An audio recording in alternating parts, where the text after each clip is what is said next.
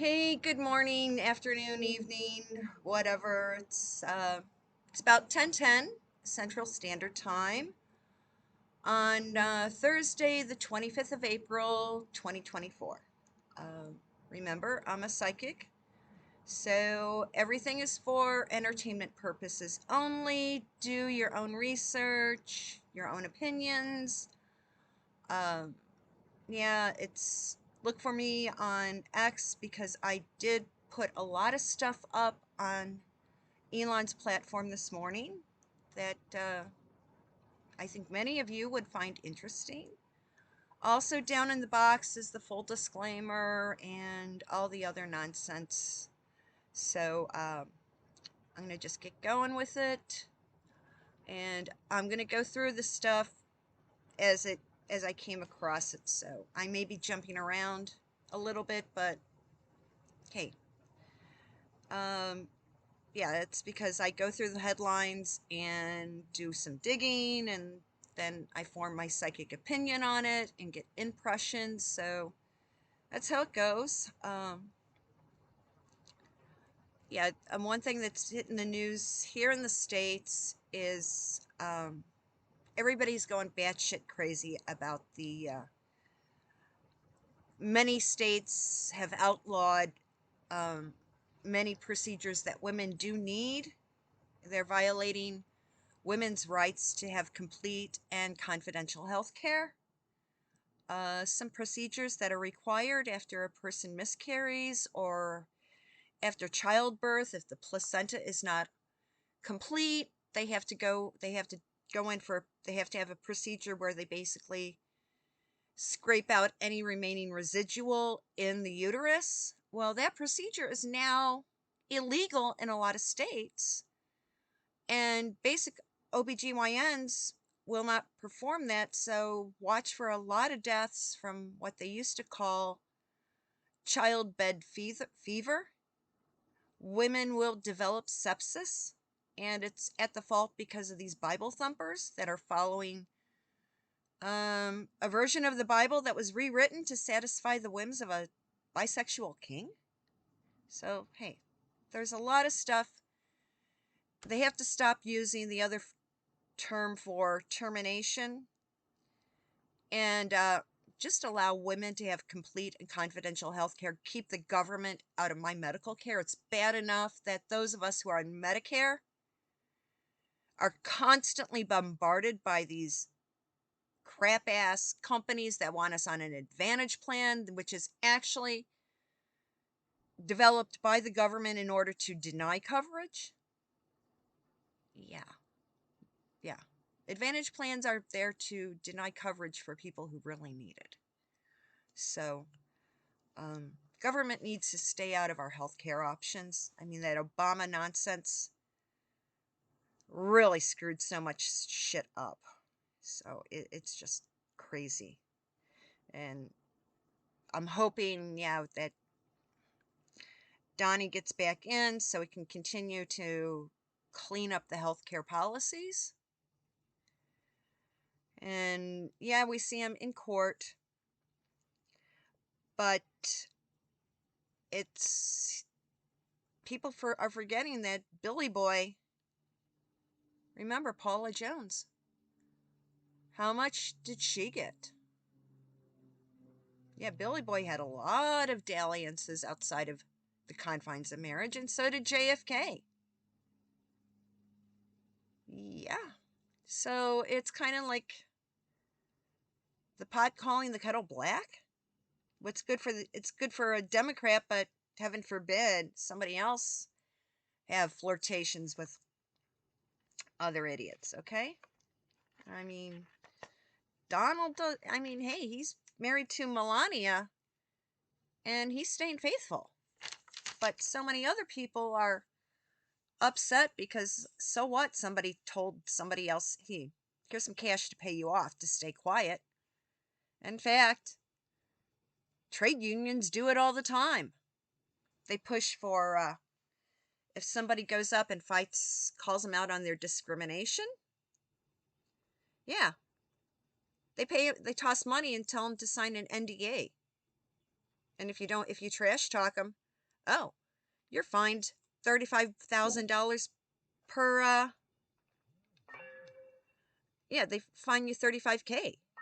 But Donald's only getting dinged 10K? 10K?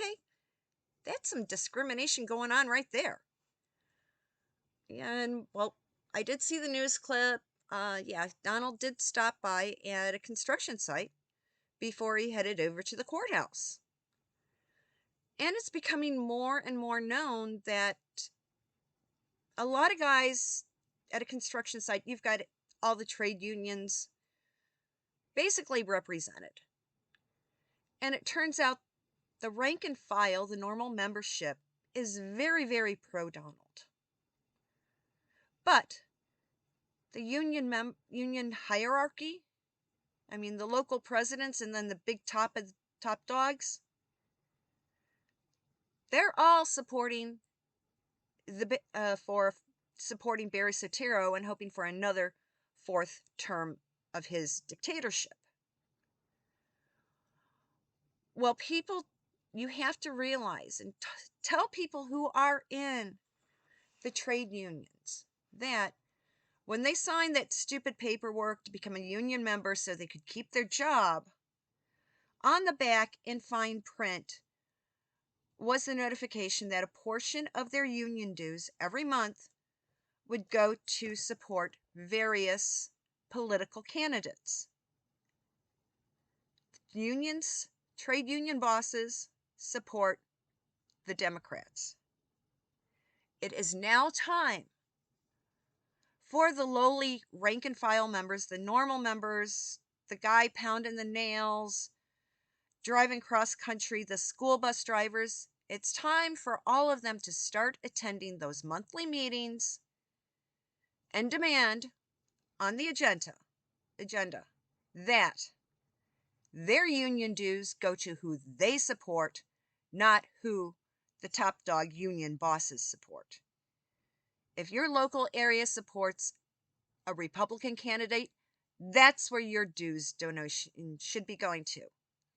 It's time for the union rank and file nationwide to demand a forensic audit of their union books and find out where their union dues money is going to. Yes, the unions are supporting JoJo. Ironic, isn't it? Especially the Teamsters. That's a lot of driving. Where JoJo's, actually Barry's policies, have destroyed a lot of the industries where the Teamsters make their money off of. Yeah, kind of whacked. So it's really time for people to stand up and tell their union bosses, no, we want our money going to Donald and not for a fourth term of Barry Soetoro. Now, something next that I saw, I cracked up laughing at. Watch out, Greta Thunberg. The climate change coalition idiots in Europe have now admitted Afghan members of the Taliban to be part of the climate change garbage. So basically, climate change will now be put into the hands of the Islamic Republic of Iran. I wonder if somebody's eyeballing Greta to be a fourth wife. Kind of ironic. I mean, it's just, hey. And these little fools don't realize, I mean, I think everyone by now has seen the video clip of Little Miss Nose Ring. You know, that stupid Columbia College brat who doesn't even know why she's protesting against Israel. I'm waiting for when her name is revealed, and I would love to know what her parents think about their daughter's behavior. Are her parents going to start demanding a refund of all the tuition money? And any kid that's going to Columbia or any of these other colleges nationwide that is on federal financial aid, We need to get our Congress people, senators, to cut off all their loans. If they're protesting anti-American and being anti-Semitic brats, a lot of the banks are owned by blue Jews. It's time for you guys to, if you're openly anti-Semitic and support Hamas and Palestine and the evil empire, then get your tuition money from the evil empire of Tehran, not a U.S. taxpayer who has who refuses to support the extreme Islamic genocide of the world. And one thing that people need to start listening to is they have to go in and start looking at the roots of Hamas, which was actually the roots, I would say, started about 79 when the Ayatollah Khomeini deposed the Shah of Iran. That's when a lot of this shit really kicked off. And one gal who does a really, really great analysis of all this stuff is Karlin Borisenko. Go over and listen to her channel for a while. It's going to open up a lot of eyes. Definitely. And right now, with all this stuff hitting the college campuses, yeah, May 4th is the anniversary of what happened at Kent State. That happened back in the 70s. Go and just do a simple internet search on Kent State. I remember seeing it on the evening news. And my dad saying, well, those bloody little anti-American protesters deserved what they got. Yes. Our nation's college campuses are being flooded by stupid kids who don't know their ass from a hole in the ground. And people are saying garbage in, garbage out. Go down, start looking at it. These are the descendants of the Woodstock idiots. The Summer of Free Love. And yeah, Megyn Kelly had this chick on, Katie something or other. And she's like, oh, well, my parents were at Woodstock and they're now conservative. I go, well, then why are you such a stupid ass? Yeah, it's the descendants of the anti-Vietnam War protesters that are basically trying to destroy America. And we got to be careful. We've got to slam these people down whenever we can. I mean, even now, it's like,